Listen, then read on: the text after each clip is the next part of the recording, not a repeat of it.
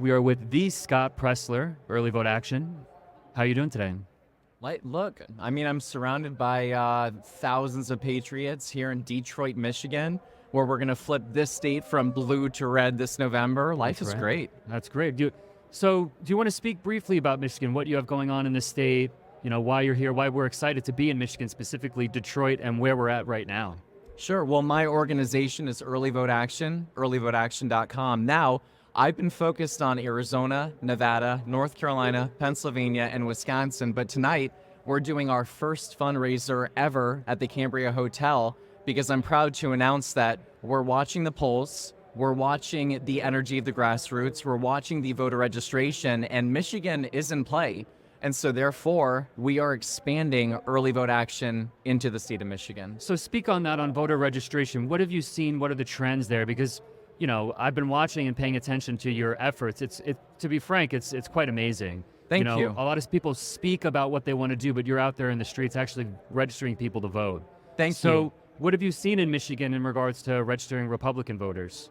Well, the one thing about Michigan that's a little bit different is, like, for example, Wisconsin, Georgia, Sorry, I have to. and Michigan, Yep. they don't have voter registration by party. However, the consumer data and the modeled data is showing us a lot of those Joe Biden supporters, we're seeing that they have felt regret, that they are not happy with their vote, maybe even for Joe Biden or Gretchen Whitmer, and they're ready for a new direction. Now, I will tell you, our work in Pennsylvania, 2 years ago, the Democrats had an advantage of 595,000 voters. We have cut that down by 200,000 voters That's in incredible. just 2 years. That's incredible. So Pennsylvania is tilting to the right. North Carolina is like a speeding bullet. Nevada is a speeding bullet. Arizona has 150,000 more registered Republicans than it did in 2020. So all indicators are showing that, it looks like President Trump has a real opportunity to win,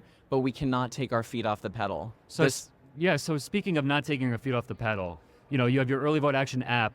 Can you explain to people who, AMAC, we're the largest conservative seniors organization in the country.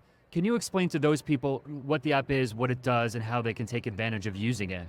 Well, I do want to say something very respectfully. I know that I'm at the Turning Point Action Conference that is so focused on the youth. I got to say, I love moms. Some of our best volunteers are moms and retired people. Yeah. Because having a family brings challenges of being organized. And being a retired person, you have a lot of time, Yeah. right? I mean, to everybody watching, if you're a member of AMAC, I want your help. I want your time registering voters and knocking on doors and writing postcards and sending text messages and making phone calls. And let's say that you live in California or you live in Vermont or Connecticut or Rhode Island and you're in a blue state, or you're in a red state like Alabama or Tennessee or South Dakota or something like that.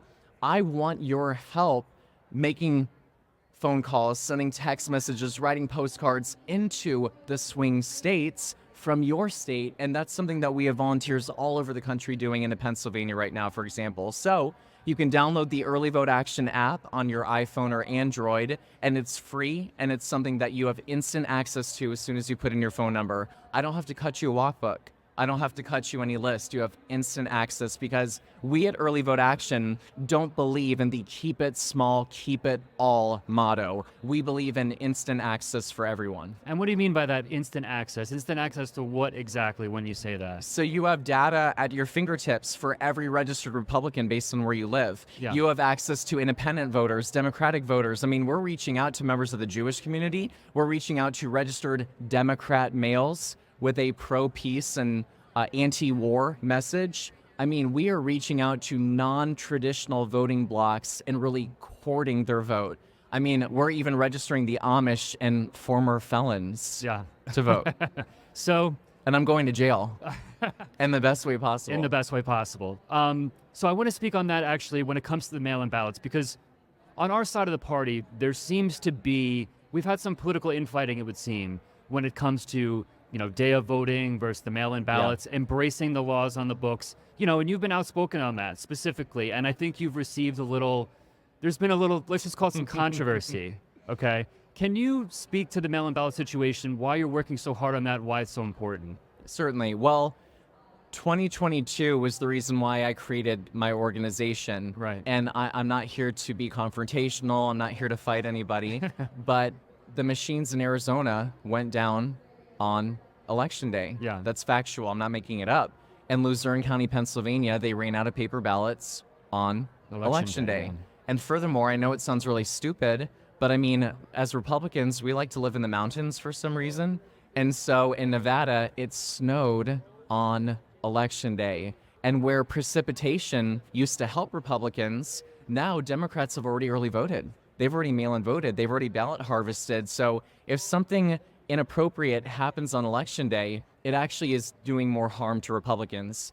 And in Virginia, we have 45 days of early voting. In Pennsylvania, we have 50 days of early voting. Why do I want to allow for the Democrats to have a 50-day head start while we only vote for 13 hours? And furthermore, one last thing that's very important is a mail-in ballot, when somebody requests one, they are 86% likely to vote. An election day voter is only 53% likely to vote. Every mail-in ballot means the Democrats are more likely to lock in a vote, period. So I'm presenting an all of the above approach to voting, however you may, because look, police officers, firefighters, truckers, those are all people that are working class America that share conservative values, that if they can't vote on election day, I am not going to tell them not to vote by mail. I'm encouraging them to vote early, to vote by mail. Yeah. So swamping the vote in every sense, every Yes. method possible. However you can vote. However we can vote. Okay. So before we let you go, I just had a quick question for you in general, you personally. I'm following you for years. Originally, I don't know, it wasn't always so politically involved. It was cleaning up communities, getting involved in community engagement, talking to people. What was that spark, before we let you go, that really made you decide you wanted to be engaged specifically on a community level? That seems to be your focus. I know there's a political touch to it and changing sort of culture, but what was that spark of, hey, I want to be involved in my community, I want to talk to people, I want to do outreach? Because it seems that's your primary goal, if I'm reading that situation correctly. Well, I truly care. My dad's a retired Navy captain. I was born in Jacksonville, so I've been surrounded by men and women who have felt called to serve. Yeah. And I'm an Eagle Scout, so I've had kind of these leadership roles throughout my life, and I feel a responsibility. The platform that I have, I don't want to just be a Band-Aid. I want to actually do good with my platform, and so that's why I've done things like the cleanups, and teaching people how to register voters, and even we popularized the Trump won't tax tips, that now we're putting more money in servers' packets, and it's also going to help elect a great president to put more money in people's pockets. It's a great idea, by the way. Out of nowhere, that's a brilliant one. Well, I do want to give a shout out. It's not my idea. This is at Truth Warrior FJB, and I can say that. I know I'm so sorry I'm saying that, but it was he in Tennessee on vacation with his bride, his wife, that started the idea, and I just put it out there. It really is a great idea. So Scott Pressler, Early Vote Action. Yes. We appreciate everything that you're doing. Hopefully we get to speak soon. Next boot camp, we'll make sure we get you involved, we get you invited. And we're going to flip Bucks County from blue to red. That's right. Listen, That's right. They did an event in Bucks County. No, I'm just kidding. But we are 924 voters away from flipping a Collar County outside of Philadelphia. That's right. And so if you see value in what I've spoken about today, please go to earlyvoteaction.com, and please also become a supporter if you are not already of AMAC. And let's come together as a family to save our country.